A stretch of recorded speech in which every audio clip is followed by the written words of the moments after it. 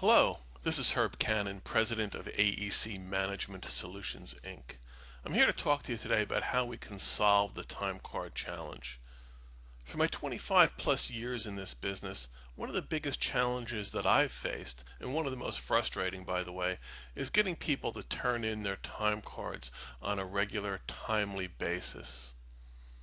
I want to share with you some of the strategies that I've developed and some that have been successful in encouraging people to be more timely in their time card compliance. Some of the consequences of delinquent time cards is number one, you wind up with inaccurate financial information. We invest a lot of money in our software, a lot of time in producing good information, but if all the data is not there, it's simply inaccurate. And based upon that inaccurate information, we could be making great decisions, but they could be wrong decisions because we simply don't have all of the information in the system. It winds up with unbilled hours to our clients. If we don't bill all of our hours, we're going to wind up with poor cash flow. Poor cash flow and decreasing profits. If we're not billing all of our time and effort, the company is just not earning the money that it really deserves for all of their hard work. A lot of people waste their time. Highly compensated CFOs, partners, chasing down the technical staff and administrative staff to turn in their time cards like they know that they're supposed to. At the end of the day, it's just a lot of frustration that we could all do without, particularly in these difficult economic times. Some of the strategies that I have is I want my employees to sign an employment agreement.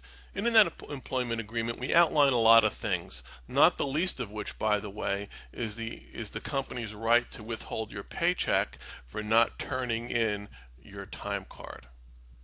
I want to incorporate our time card policies into our employee manual. Make sure we distribute that employee manual to all employees. Have them sign an acknowledgement that they've received the employment manual and that they understand what is expected of them. We want to prepare for the time cards, a time card due date. When they log into their computer on Friday morning, for example, I want a login pop-up to show up saying time cards are due today. Please submit yours. I'm going to send some email reminders. You know, the technology today, they can even be automated.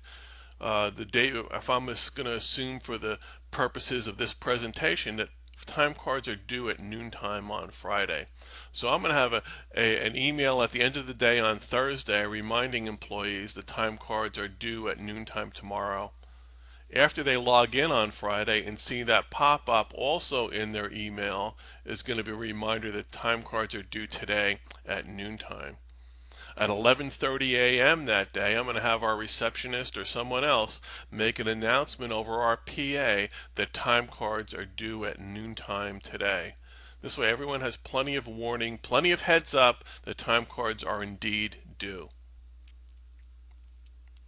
As I said, I like to have them due at 12 o'clock on Friday, and I'm going to assume the time period ends at the end of the day on Friday. I'm simply going to ask them to estimate the projects and the hours for the remainder of that day.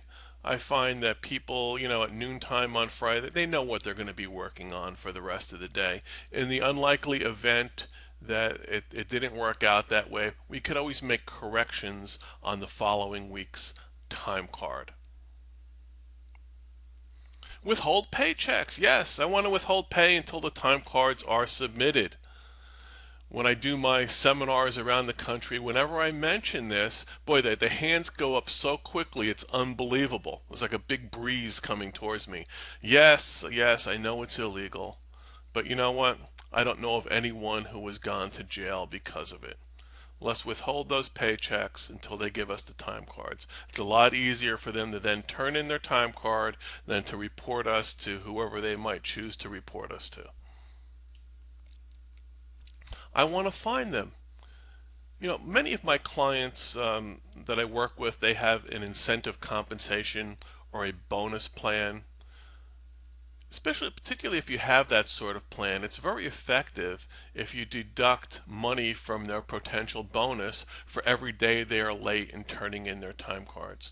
If you have a quarterly bonus plan and someone is 10 days late in turning in different time cards, they lose $50 from their bonus. If that amount doesn't work, you increase the dollar penalty. Make it $10, 15, 20, 25, 50, whatever it is. Those highly compensated employees, maybe you start out with a higher number. Okay, so just keep on increasing that penalty until you get the compliance that you need. Now this is one of my favorites. The punishment or the reminder is immediate. I want to change their computer password. If their time cards are late, I'm going to have my IT department go in, change their computer password so they cannot log into the system the following morning. I'm not talking about them logging into the accounting system. I'm talking about them logging into their entire computer network so they don't have access to their CAD files, whatever it is. When they want access to their computer, you make them go to a central location to complete the time card. Preferably that's right outside of the managing partner's office, this public workstation that would allow them to enter their time card. Once they enter that, we will then turn back on their password. Those are my tips. I'm Herb Cannon, president of AEC Management Solutions, Inc. My company is dedicated to helping architects and engineers earn the profits they deserve for their creative efforts. We offer project management training, strategic planning, incentive compensation plans, and ownership transition. I invite you to visit my website at www.aecmanagementsolutions.com.